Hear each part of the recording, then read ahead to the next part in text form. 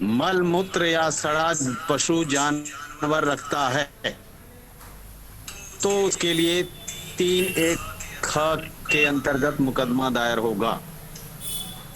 3(1) ग में है ये कि अगर SC/ST के किसी व्यक्ति के घर के पास पड़ोस में कोई गंदा पदार्थ बदबूदार चीज इकट्ठा कर देता है तो उसमें 3(1) ग की धारा लगती है।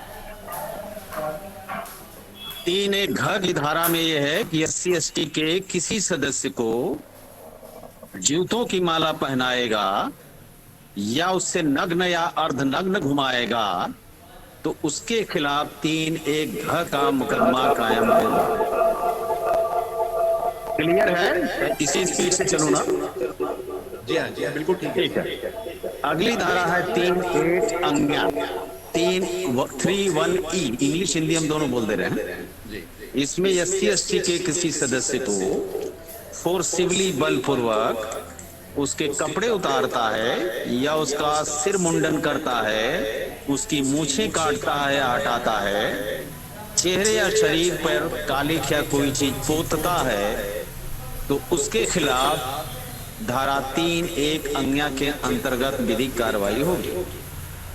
अगली धारा है 3(1) इसमें SC/ST के किसी सदस्य के कब्जे की किसी जमीन पर कोई व्यक्ति कब्जा करता है, और नहीं सॉरी कब्जा नहीं, उस पर जो है अपना अधिकार जमाता है, खेती करने लगता है खेती की जमीन पर, या किसी रूप में उसका उपयोग करने लगता है बगैर उसकी मर्जी के, तो उसके खिलाफ 3(1) का मुकदमा होगा। उसी तरीके से धारा 3(1) में है कि यदि किसी कब्जे की जमीन है, SC/ST के खेत वगैरह है, और कोई व्यक्ति उसकी फसल को नष्ट करता है या उसके खेत को जबरदस्ती जोत बो लेता है तो उसके खिलाफ धारा 3(1) लागू होगी।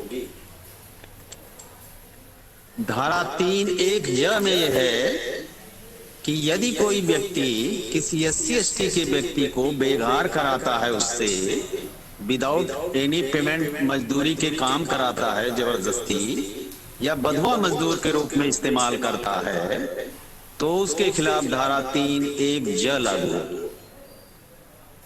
अगली धारा है 3(1) कोई SC/ST का व्यक्ति है और उसको कोई कहता है कि ये मरे हुए जानवर को उठा के फेंक दो या आदमी या जानवर को दफन करने के लिए कब्र खोदो तो उसमें धारा 3(1) लगेगी। धारा 3(1) है, इंग्लिश में 3(1) होगा।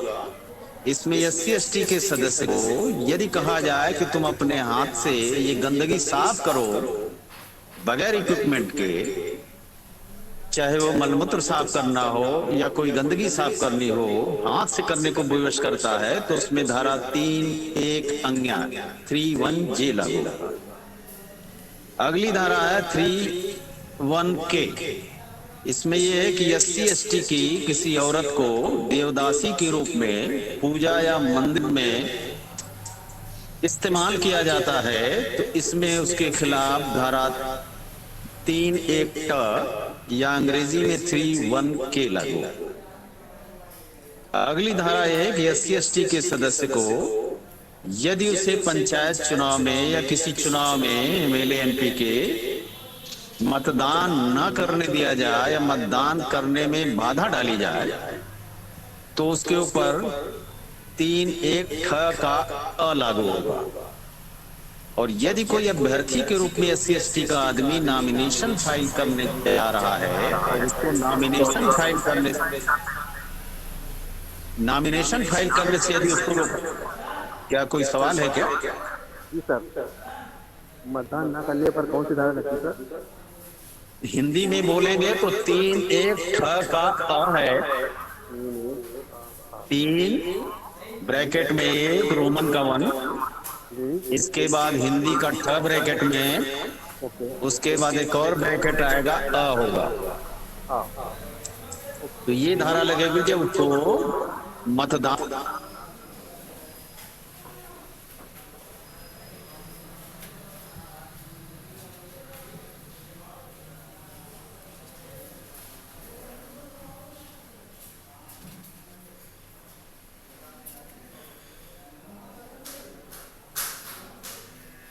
स्पीकर म्यूट हो गया है कृष्णा जी सर का।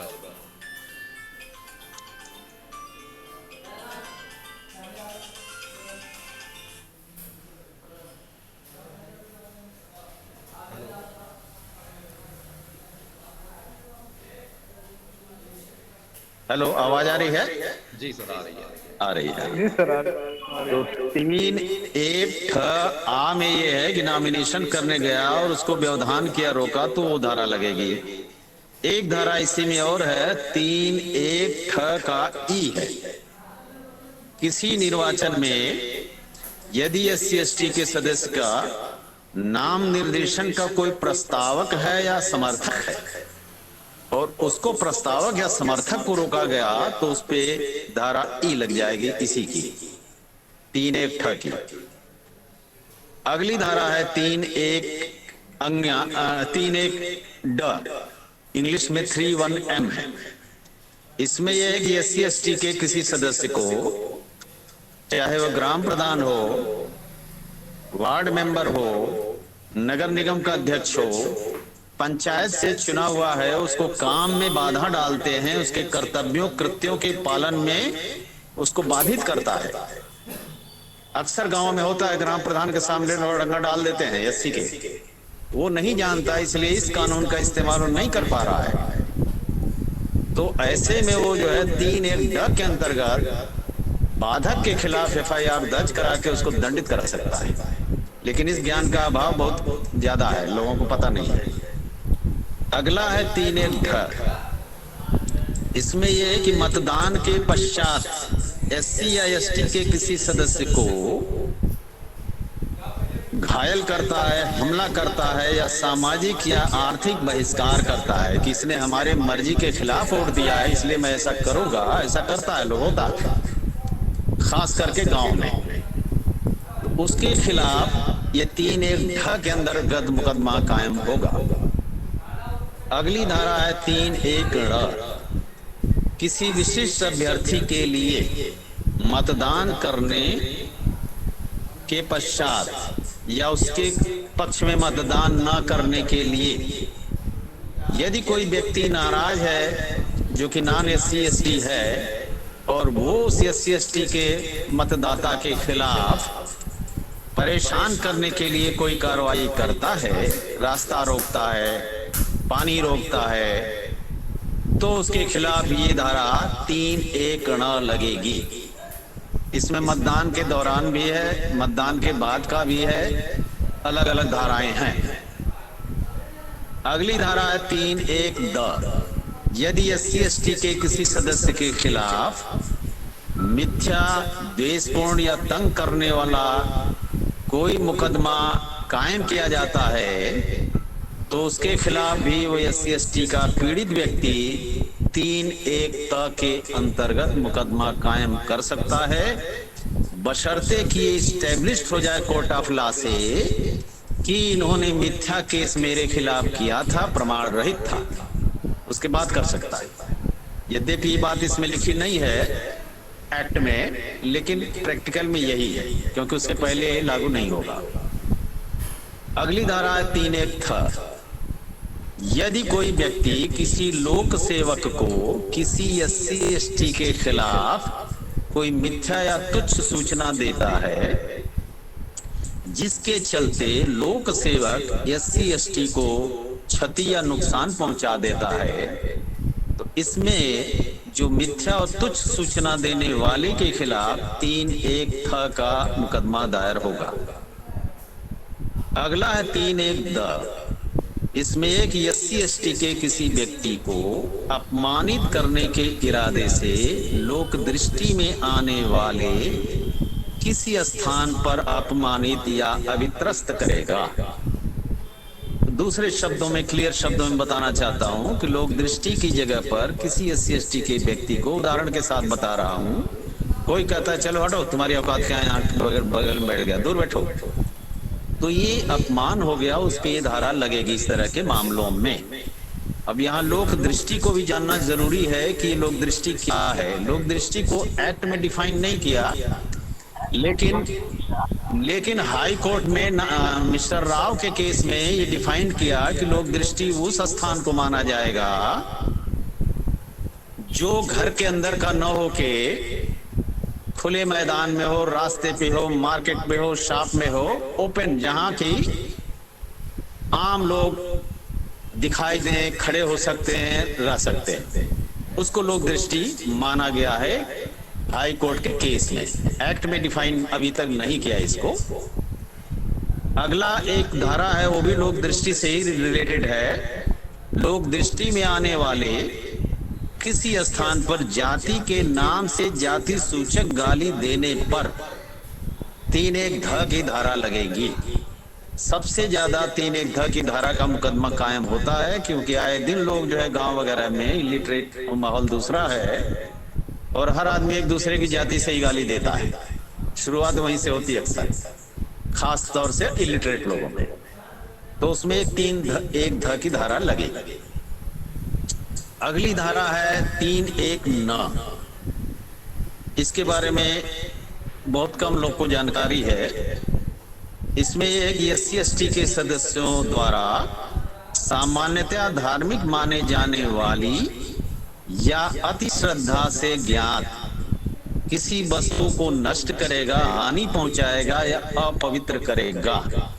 इस एक्ट में वस्तु को डिफाइन किया, ज्ञात किसी, अति श्रद्धा से ज्ञात किसी वस्तु को डिफाइन करने में ये किया है कि उस अति श्राद्ध व्यक्ति का मूर्ति भी हो सकता है, फोटो भी हो सकता है, रंग चित्र भी हो सकता है। इसको वस्तु माना गया है, ये डिफाइन किया है एक्ट में।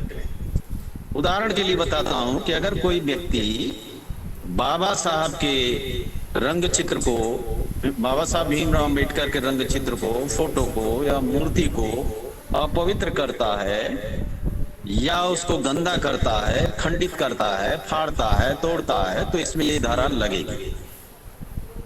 ज्यादातर पुलिस वाले इस मामले में भी 3(1)द और ध लगा देते हैं अनजाने में, बाद में विवेचना में तरमीम करानी पड़ती है या फिर कोर्ट में जाके होता है। अगली धारा है 3(1)प। इसमें यह है कि SC/ST के व्यक्ति के विरुद्ध शत्रुता, घृणा या वैमनस्य की भावना से लिखित रूप में या मौखिक रूप से उनको अपमानित करना पर यह धारा लगती है। अब उदाहरण के लिए किसी व्यक्ति को SC/ST के यदि किसी ने फेसबुक पे या व्हाट्सएप पे कुछ लिख देता है, इस धारा की भी जानकारी कम है लोगों को, या मौखिक रूप से रास्ता चलते कुछ बोल देता है, गाली दे देता है, अपशब्द कर देता है या स्पीच में कह देता है, तो इस पे एक धारा 3(1)प लगती है। सब प्रावधान है। अगली धारा है 3(1)फ। इसमें SC/ST के सदस्यों द्वारा अति श्रद्धा से माने जाने वाले किसी दिवंगत व्यक्ति का या तो लिखित या मौखिक शब्दों द्वारा या किसी अन्य साधन से अनादर करेगा, तो ये धारा लगेगी। अगली धारा है 3(1)ब। इसमें यह है कि SC/ST के किसी लेडीज को, वुमेन को साशय यह जानते हुए स्पर्श करेगा, लैंगिक प्रकृति से स्पर्श करता है, तो उसके खिलाफ धारा 3(1)ब लगेगी। सपोज कर लीजिए कि वेलकम में शेक हैंड कर लिया तो उससे नहीं होगा, बट लैंगिक प्रकृति का अगर स्पर्श करता है कहीं, तो उसको जो है, बहुत डिफाइन तो नहीं किया है, लेकिन केसेस में देखा गया है कि किसी ने कंधे पे हाथ रख दी, किसी ने आलिंगन कर लिया या प्राइवेट पार्ट्स को टच कर लिया, तो ऐसे मामले को 3(1)ब में धारा लगाई गई। अगली धारा है इसी की सेक्शन 2, इसी से रिलेटेड है। इसमें एक SC/ST की किसी महिला को लैंगिक प्रकृति के शब्दों, वहां टच का था, यहाँ वर्ड है, और कार्यों एक्ट करेगा या अंग विक्षेपों का उपयोग करेगा या हाथ से इशारा करता, आंखों से करता है, तो ये सब चीज जो है 3(1)ब की उपधारा सब सेक्शन 2 के अंतर्गत जो है दंडनीय अपराध है।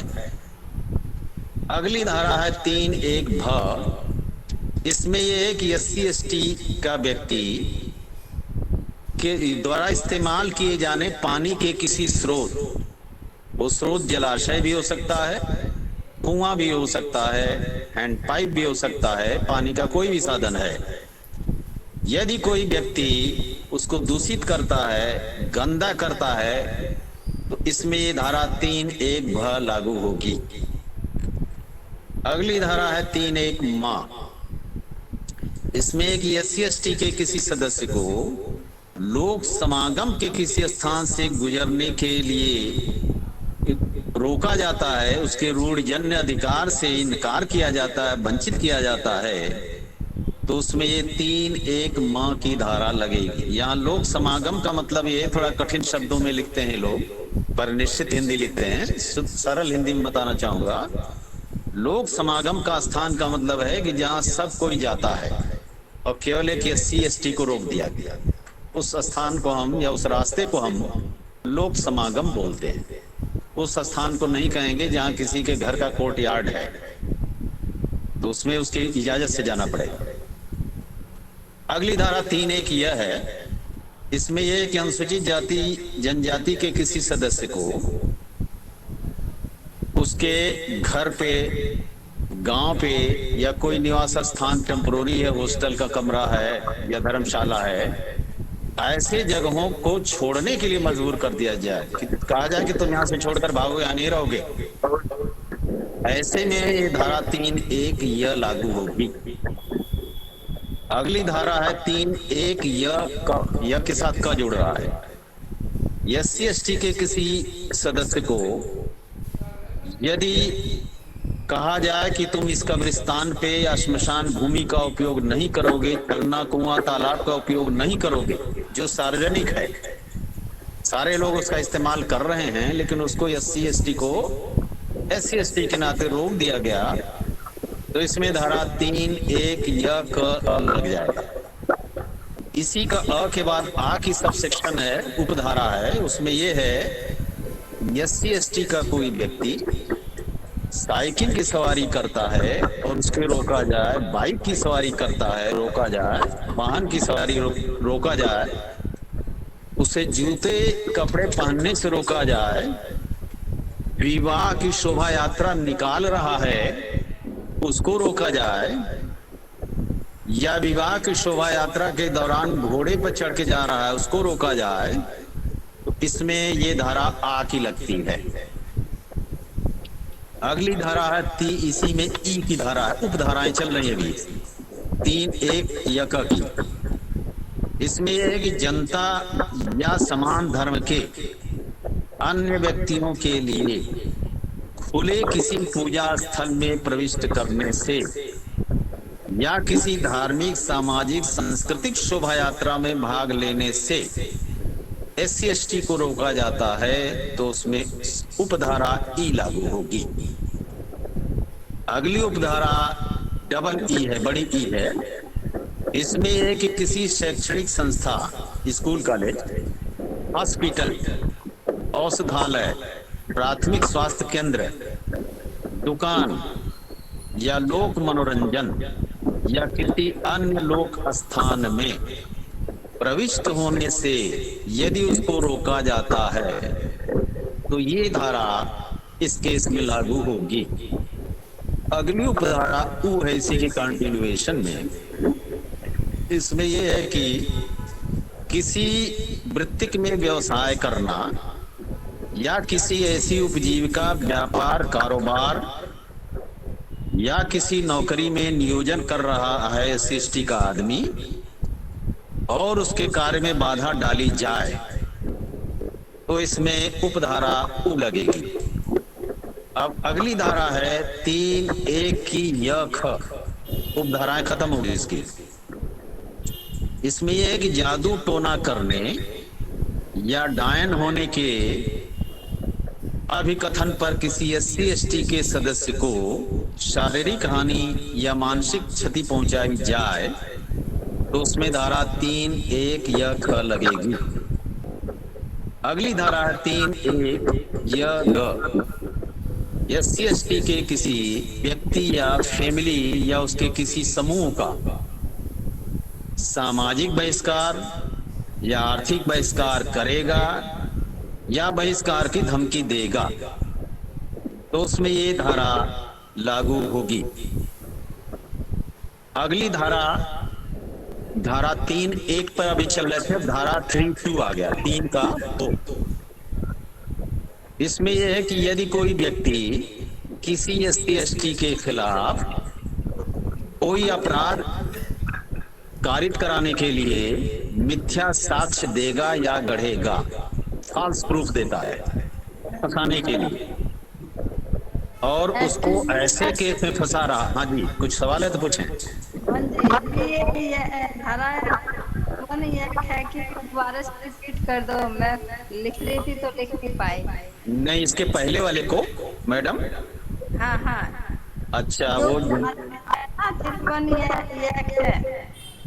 हाँ मैं बोल रहा हूँ, धारा 3(1) यह की बात करें शायद आप, उसमें ये कि SC/ST के किसी व्यक्ति या उसकी फैमिली या उसके किसी ग्रुप को कोई व्यक्ति कहता है कि इनका सामाजिक बहिष्कार करो या आर्थिक बहिष्कार करो, या उसकी धमकी देता है कि हम बहिष्कार करा देंगे, तो इन दोनों ही दशाओं में SC/ST एक्ट की धारा 3(1) ग लागू होगा, है ना? ठीक है, आगे बढ़ते हम। धारा अब 3 के बाद 2 आ गया। अभी तक 3 के बाद रोमन का 1 चल रहा था, नहीं, विदिन ब्रैकेट 1 चल रहा था, विदिन ब्रैकेट 2 आ गया। तो धारा 3 विदिन ब्रैकेट 2, उसके बाद रोमन का विदिन ब्रैकेट 1 है।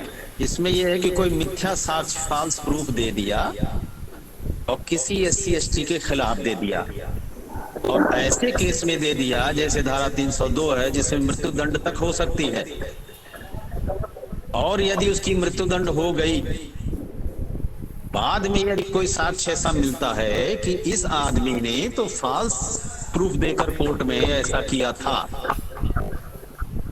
तो उसके खिलाफ मुकदमा होगा और उस व्यक्ति को भी मृत्यु दंड की ही सजा मिलेगी। ये इसमें लिखा है। यदि कोर्ट से स्टैब्लिश हो गया कि फॉल्स प्रूफ नहीं है तो दंड हो गया, लेकिन बाद में यदि प्रूव हो जाता है कि नहीं, उसने जो प्रूफ दिया था वो फॉल्स था, कोर्ट को गुमराह किया उसने, तो उसके खिलाफ भले ही वो आदमी की जो पीड़ित था उसका तो मृत्यु दंड हो गया, लेकिन उसके घर वाले केस करके जो जिंदा व्यक्ति है जिसने फॉल्स साक्ष्य दिया उसके लिए, उसके खिलाफ, वो उसको मृत्यु दंड का भागीदार बना देगा कोर्ट के थ्रू। अगली धारा भी इसी तरह मिथ्या साक्ष्य की है, लेकिन दोनों में थोड़ा सा फर्क है।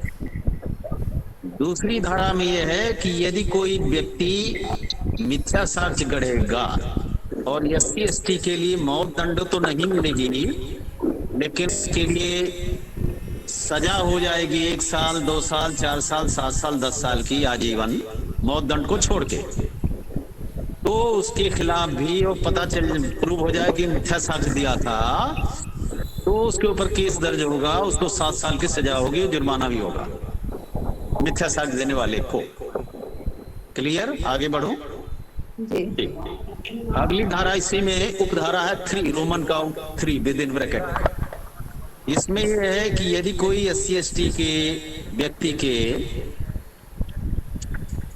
विस्फोटक पदार्थ रखता है ताकि उसकी संपत्ति को नुकसान पहुंच जाए, भले ही नुकसान पहुंचा हो या ना पहुंचा हो, यदि ये प्रूफ मिल जाता है कि उसने रखा विस्फोटक पदार्थ, बम है, एक्सप्लोजिव है, जो भी जलता है, रखता है, तो उसको गंभीर सजा का भागी होना पड़ेगा। उपधारा 3 के अंतर्गत मुकदमा कायम होगा। लेकिन ये संपत्ति का मतलब यहाँ मूवेबल प्रॉपर्टी से है, जैसे किसी के कार के पास रख दिया, किसी के सामान के पास रख दिया। आगे दूसरी धारा है जो इमूवेबल प्रॉपर्टी के लिए, सेम चीज है, सीरियसनेस अलग है, धारा अलग है। अगले में यही काम करता है अग्नि या विस्फोटक पदार्थ किसी के घर पे रख देता है, पूजा स्थल पे रख देता है, अचल संपत्ति पे, तो उसके लिए जो है धारा 4 उपधारा 4 लागू होगी, जिसमें आजीवन कारावास और जुर्माना होगा। पहले वाले में 7 साल तक की सजा है, दूसरे वाले में सिर्फ धारा है। काम वही है, बस उसमें मूवेबल पे था, इसमें इमूवेबल से। अगली धारा 325, इसमें यह है कि यदि किसी को सजा, एक्चुअली आईपीसी और SC/ST एक्ट दोनों के जुर्म कुछ इंटरलिंक होते हैं। SC/ST एक्ट के मामले में केवल SC/ST एक्ट नहीं होता, वो आईपीसी के साथ भी इंटरलिंक होता है। तो इसमें यह है कि अगर किसी SC/ST के खिलाफ किसी ने कोई क्राइम किया और उसमें 10 साल या उससे अधिक के कारावास की सजा का प्रावधान है आईपीसी में, ऑटोमेटिकली SC/ST एक्ट का 325 लगेगा। अगली धारा 325 का क, इसमें यह है कि अनुसूची में विनिर्दिष्ट कोई अपराध किसी व्यक्ति या संपत्ति के विरुद्ध या जानते हुए करेगा कि ऐसा व्यक्ति SC/ST का सदस्य है, उसकी संपत्ति ऐसे सदस्य की है जिसके अधीन वो विनिर्दिष्ट दंड से दंडनीय होगा, जुर्माने से भी दंडनीय होगा। इसमें यह है कि कोई भी व्यक्ति इस धारा में इस तरह का वो करता है तो उसमें दंड के साथ साथ जुर्माना भी लगेगा। कई जगह होता है आइदर दंड या जुर्माना और बूथ, यहां ये कह रहा है कि दोनों लग जाएगा इस धारा में। अगली धारा ये है कि धारा 4 है। धारा 4 जो है आम पब्लिक के लिए नहीं, इस धारा से बहुत कम लोग वाकिफ हैं। इस धारा को शायद पहली बार मैं इंडिया में जब मैं आयोग में था तो पुलिस अधिकारियों पे लगाया था। 3 जिलों में लगाया, उसके बाद चौथे जिले में लगाने की जरूरत ही नहीं पड़ी, में से चारों तरफ फैल गए थे। इस धारा में है कि कोई भी लोक सेवक यानी पब्लिक सर्वेंट, गवर्नमेंट सर्वेंट, वो दरोगा हो सकता है, CO हो सकता है, SP हो सकता है, एडिशनल SP हो सकता है, इस तरह की चीजें। यदि कोई भी लोक सेवक जो SC/ST का सदस्य नहीं है, इस अधिनियम और इसके अधीन बनाए गए नियमों के अधीन उसके द्वारा पालन किए जाने के लिए अपेक्षित अपने कर्तव्यों की जानबूझकर उपेक्षा करेगा,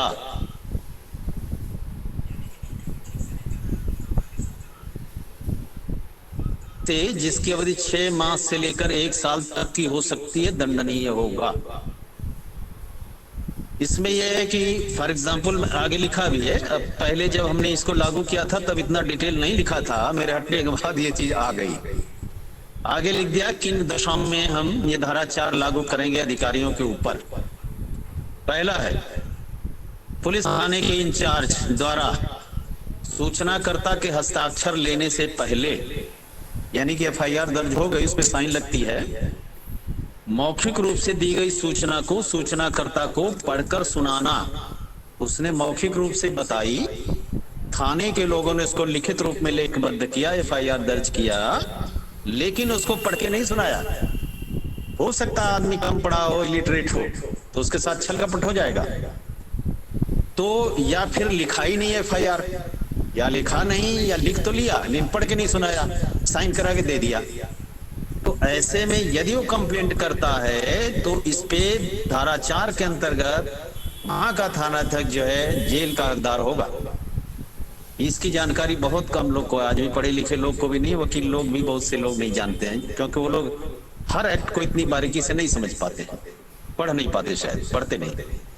इसमें अगली धारा यह है कि इस अधिनियम के अंतर्गत शिकायत की प्रथम सूचना को रजिस्टर करना में आनाकानी करे और अधिनियम की उपयुक्त धाराओं का अधीन रजिस्टर न करे, यानी कि उपयुक्त धाराओं को छोड़ दे या उपयुक्त धारा के बजाय अनुपयुक्त धारा लगा दे, तो ऐसी दशा में मुकदमा 3(2) ख का लगेगा, 3(2) ख का, ये थानाध्यक्ष पे लगेगा जो भी इंचार्ज होगा।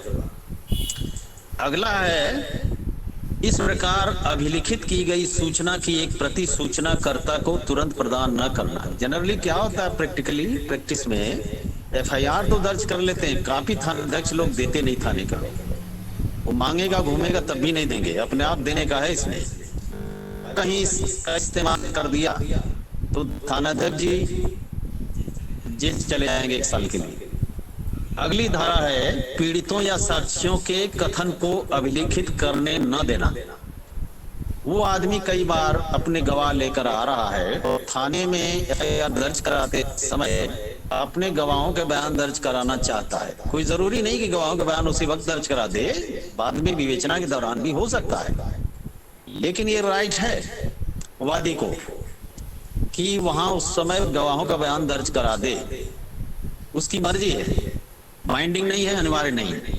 और यदि उसको रोकता है या हिला हवाली करता है थानेदार तो उसके खिलाफ ये धारा लगेगी। वो अपने ही थाने में एफआईआर दर्ज उसके खिलाफ होगी, उसे जेल जाना पड़ेगा। ऐसा हो चुका है, मैं कर चुका हूं, मैं प्रैक्टिकल बता रहा हूं। अगली धारा है अन्वेषण करना में देरी करना या अन्वेषण में निष्पक्षता न बरतना। इस चीज के लिए भी जेल जाना होगा, लेकिन इसमें थानाध्यक्ष नहीं जाएगा, इसमें जाएगा विवेचना अधिकारी। और SC/ST एक्ट में विवेचना अधिकारी या IO CO रैंक का अधिकारी होता है, डिप्टी SP रैंक का अधिकारी होता है। थानादार और थानाध्यक्ष इंस्पेक्टर नहीं होता, एक्ट में लिखा हुआ है। अगली उपधारा यह है कि किसी दस्तावेज या इलेक्ट्रॉनिक अभिलेखक को सही रूप से तैयार विरचित न करे या उसका सही तरीके से अनुवाद न करे, कुछ डेविएशन कर दे, उसमें गुमराह करने का काम करे, तो ये जो है दोनों पे लग सकती है। SO पे भी लग सकती है अगर उससे लेवल पे हुआ है तो, IO के लेवल पे हुआ तो तत्संबंधित CO को होगी, क्योंकि CO IO होता है। मान लीजिए कि कोई दस्तावेज किसी ने पेन ड्राइव में दे दिया कि हमारी इनकी बात हुई, इन्होंने हमको गाली दिया, ये किया, वो किया, धमकी दिया, तो वो जो है कायदा ये है कि फलां नंबर से फलां आदमी ने ये कहा, फिर अगले नंबर से दूसरे आदमी ने ये कहा, उस चीज को हूबहू लिखना पड़ता है। अगर उसमें कोई संशोधन तोड़ मरोड़ कर दिया तो फिर जो है वो इसका हकदार हो जाएगा। एक एग्जाम्पल बता रहा हूं। अगली धारा ये है,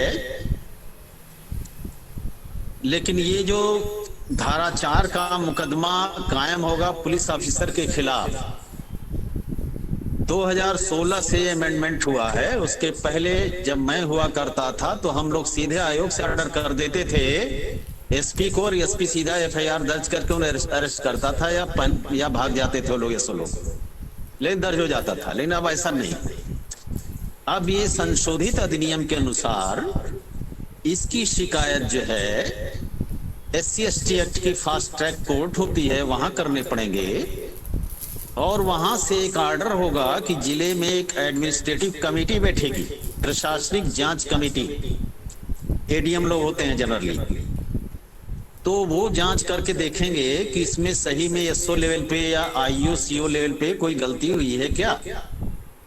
वो लोग अपनी रिपोर्ट में लिख के देंगे, फिर वो रिपोर्ट की कॉपी कोर्ट में जाएगी, फास्ट ट्रैक कोर्ट जो SC/ST एक्ट का विशेष न्यायालय, फिर उसके बाद उसके खिलाफ मुकदमा कायम हो जाएगा, चाहे SO हो, चाहे CO हो, या SP भी हो सकता है। SP के भी कुछ कर्तव्य हैं इसमें। अगला सेक्शन 5 है, धारा 5। इसमें यह है कि कोई व्यक्ति, अच्छा मुझे लग रहा है मुश्किल से 9-10 मिनट बचे हैं, क्या मैं धारा छोड़ के FIR दर्ज करने की समस्या और विवेचना की समस्या पे आ जाऊं क्या?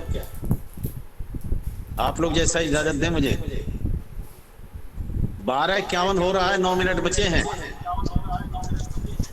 तो क्या या इसको पूरा कर दूं, अगले वेबिनार में प्रैक्टिकल चीज ले लूंगा? पर कर सकते हैं सर, कर सकते हैं। इसको कंप्लीट कर दो, कंप्लीट कर दीजिए सर। ठीक।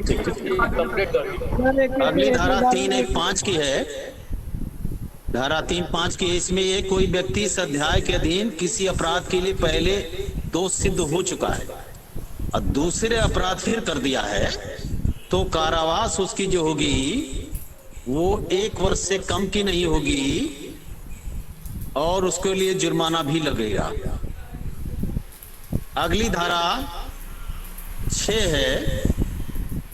इसमें यह है कि कतिपय व्यक्तियों की संपत्ति का अपहरण, समापहरण ये बहुत क्लिष्ट हिंदी लिखता है लोग। इसमें ये है, यदि किसी अपराधी ने SC/ST के खिलाफ अपराध कारित करने के लिए अपने संपत्ति चल का दुरुपयोग किया, हथियार का किया, फॉर एग्जाम्पल उसने रिवॉल्वर या राइफल से गोली मारी है, तो उसका लाइसेंस कैंसिल होगा और लाइसेंस जब्त कर लेगी सरकार के पास जाएगा।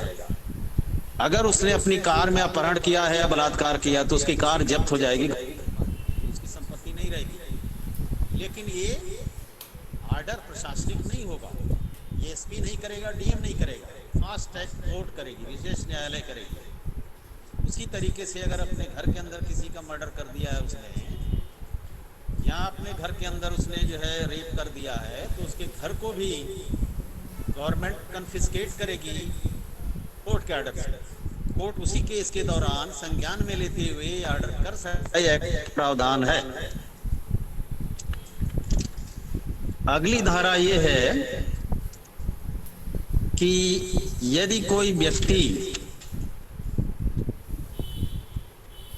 संगीन अपराध SC/ST एक्ट के अंतर्गत कर दिया है और केस चल रहा है विशेष न्यायालय में, तो धारा 10 में है कि विशेष न्यायालय या फास्ट ट्रैक कोर्ट कहिए, वो आदेश करेगी कि ये अपराधी इस तारीख तक इस मार्ग से इतने समय के भीतर बदर कर दे, स्थान छोड़ के चला जाए, यहां ना आए, सिर्फ तारीखों पे आएगा अदालत की हियरिंग के डेट में।